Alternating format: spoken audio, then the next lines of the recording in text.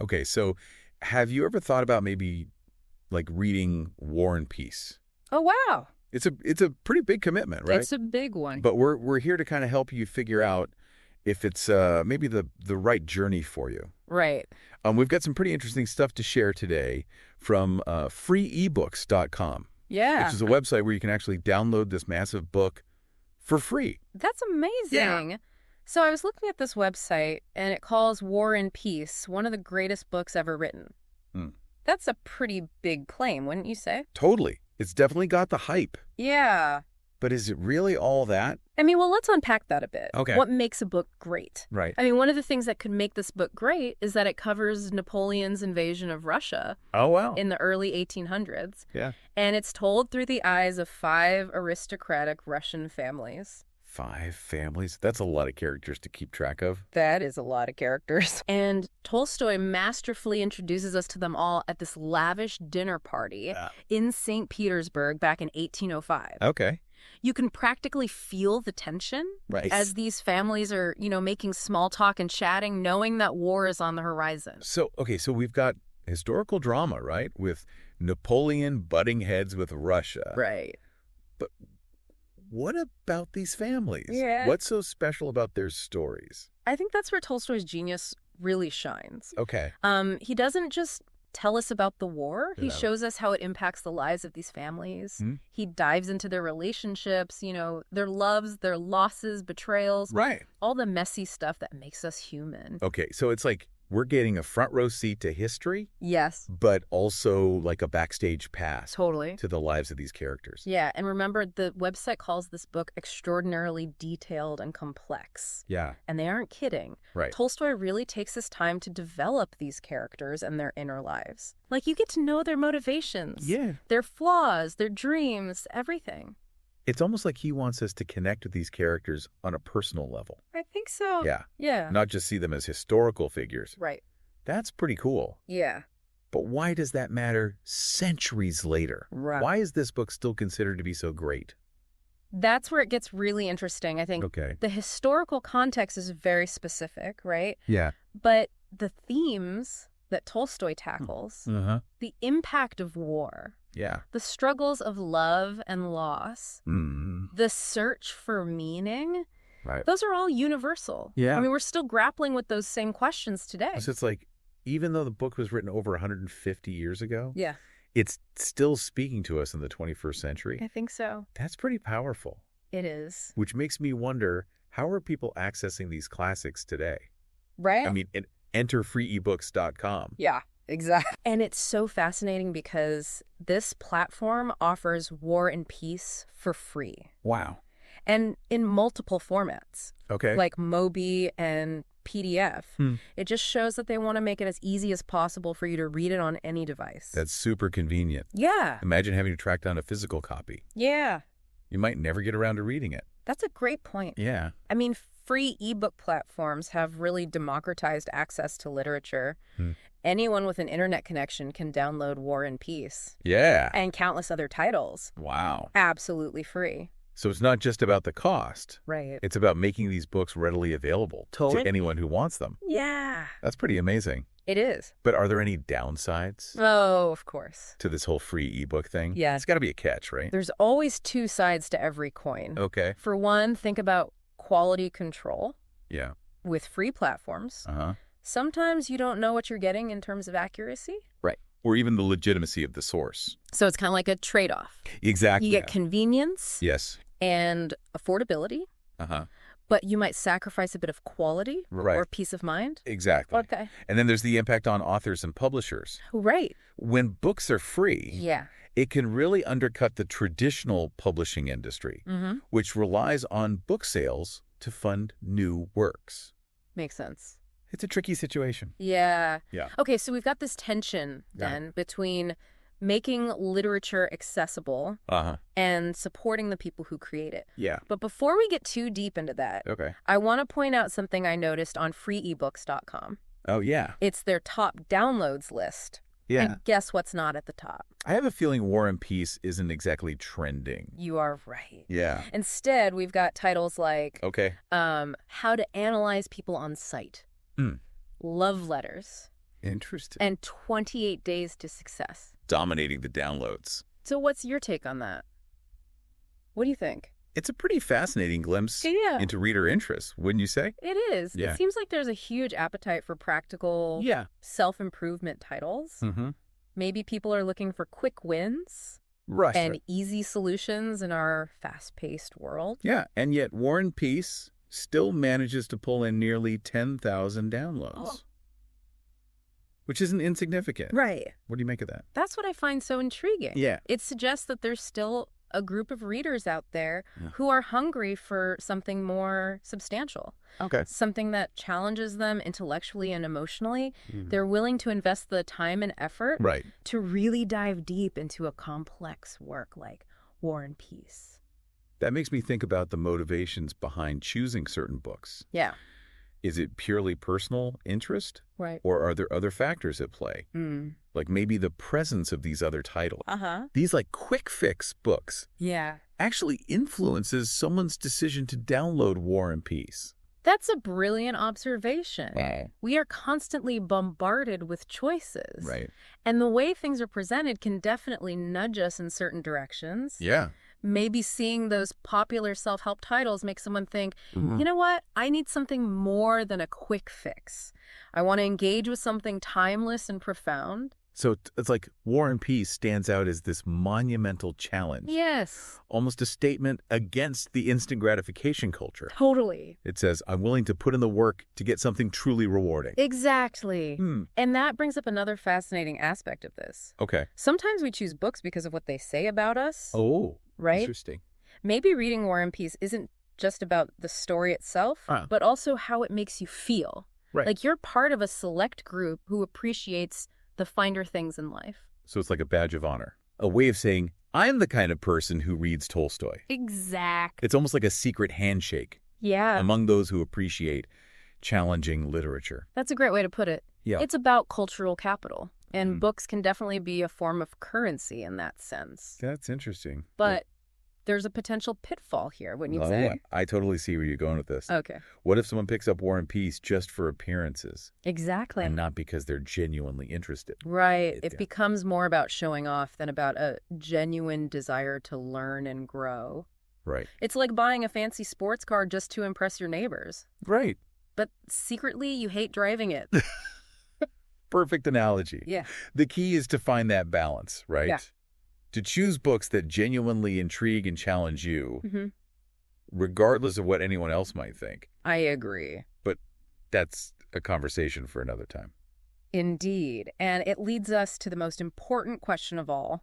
Dear listener, what stands out to you about War and Peace so far? Yeah, what has piqued your curiosity? What are you thinking about? And now that you have a taste of what this book is all about, Yeah. would you be more inclined to read it?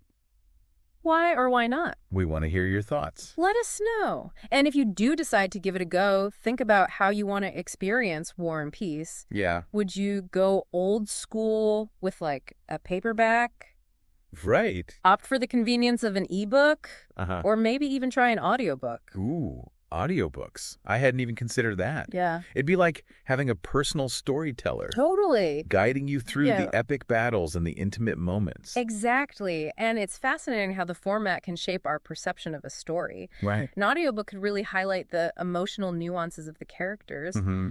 while a physical book lets you kind of savor Tolstoy's language at your own pace. It's like choosing between watching a movie and reading the book. Yeah. Both have their merits, but offer totally different experiences. Couldn't have said it better myself. Okay. At the end of the day, the best format is the one that resonates with you. Right. The one that allows you to fully immerse yourself in the world that Tolstoy created. Okay, before we get lost in 19th century Russia, Okay. let's circle back to freeebooks.com for a sec. Yeah.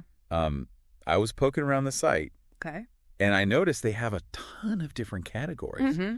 Like everything from sci-fi to self-improvement. It really does feel like a digital library of Alexandria, doesn't it? Totally. You could get lost for hours Yeah. browsing all the titles. Totally. It made me think, what does it mean to have access to all this literature Right. literally at our fingertips? Yeah. It's pretty mind-blowing. Yeah. You're hitting on something really important here. Okay. It's like we're living in this incredible moment where The barriers to entry for reading Right. have been lowered significantly. Yeah.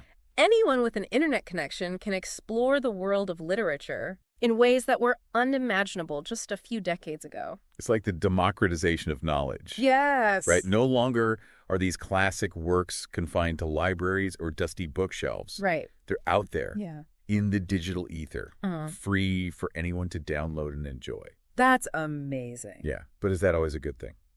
That's the million-dollar question. Yeah. It's amazing to have access to all these books. Right. But are we actually reading them? Yeah. Or are we just skimming the surface, hopping from one title to the next without really engaging deeply with the material? It's like we have this buffet of knowledge spread out before us. Yes. But are we just loading up our plates without actually savoring the flavors? Such a great analogy. Yeah. And it brings up another interesting point. Okay. We've talked about War and Peace, but this applies to reading in general. Right.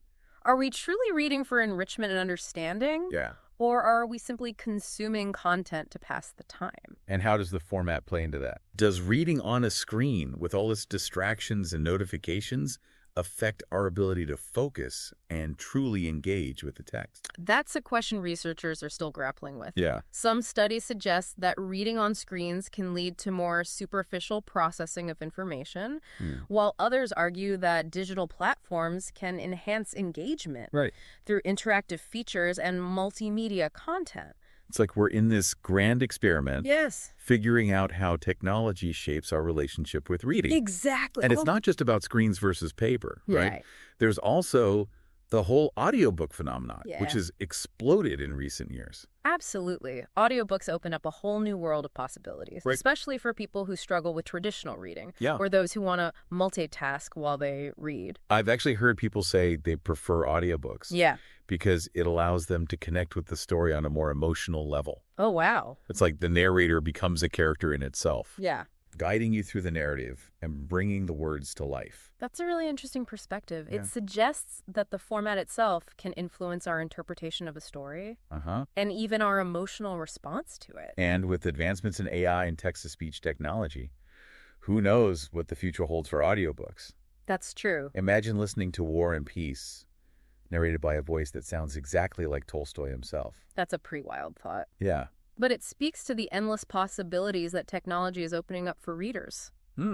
It's an exciting time to be a bookworm, wouldn't you say? Absolutely. Yeah. But amidst all this excitement, Yeah. it's important to remember why we read in the first place. Right. It's about more than just consuming content. Mm-hmm. It's about engaging with ideas, expanding our horizons, Right. and connecting with something larger than ourselves. So true. And sometimes that means taking a step back from the endless stream of information Right. and really immersing ourselves in a single work, even if it's a daunting one like War and Peace. And that brings us back to you, dear listener. Yes, We've explored War and Peace from all angles. we have. Its historical context, Okay. its literary merit, the way it's being presented on freeebooks.com, Right.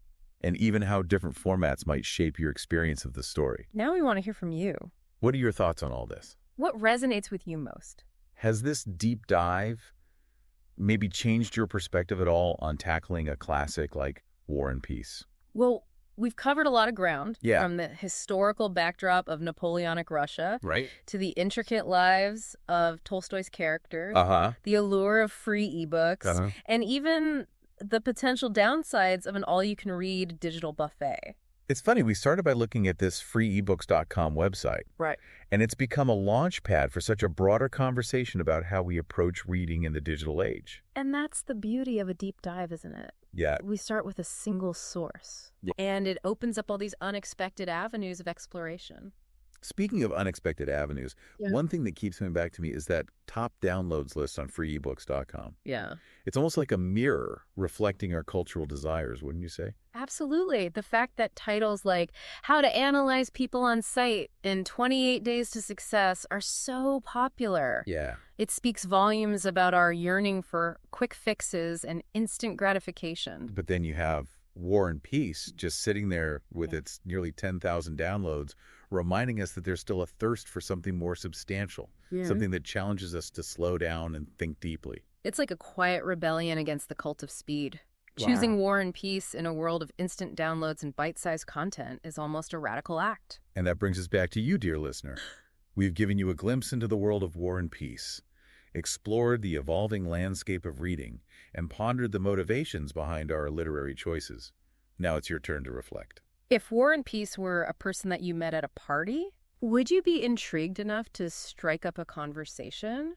Would you be drawn to their complexity, Their depth? their ability to make you question your assumptions and see the world in a new light? Or would you politely excuse yourself and gravitate towards someone who promises a more lighthearted and entertaining exchange? The choice, dear listener, is entirely yours. But we hope this deep dive has equipped you to make that choice with a little more insight and a lot more curiosity. So go forth and explore the vast and wonderful world of literature, whether you choose to conquer War and Peace or embark on a different literary adventure altogether. Happy reading. Today is your lucky day. Today is the day that our $3 website works for you, paying you directly to your PayPal daily. Imagine $3 ongoing continuous payments to your PayPal account. Imagine falling asleep and waking up to $300 in your PayPal account. How would this make you feel? How could this help you? What bills could you pay? What kind of fun could you have? What does that retirement look like now? All for a one-time payment of $3. This website is DFY done for you, fully built and completely hosted, and never stops collecting payments for you. You have spent $3 on coffee on a regular, but that coffee won't help you create multiple streams of income. Click the link below.